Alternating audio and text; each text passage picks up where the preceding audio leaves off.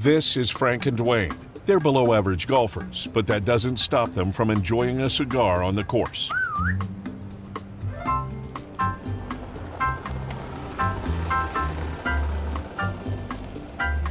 To smoke a cigar, you need at least 4 things. A cigar.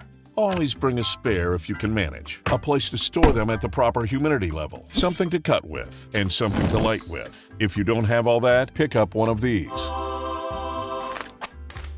There are a lot of rules, but almost none of them really matter. Just remember a few things. Don't inhale. If you're new, stay away from intense, full-bodied cigars.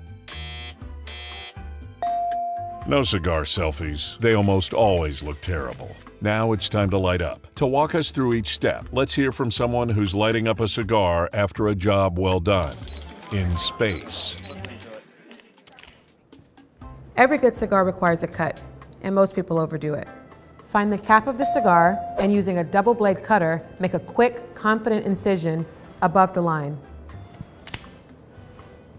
Cut too much and it'll just fall apart.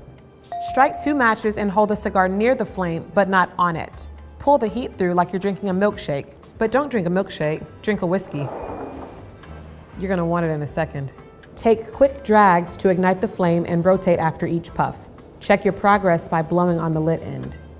Once it's evenly lit all the way around, you've arrived. You only need to take about a drag or so a minute to keep the cigar lit. In the meantime, you have about an hour to indulge, celebrate, or talk about your feelings.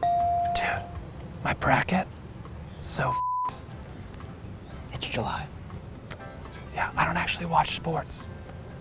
I've never told anyone that.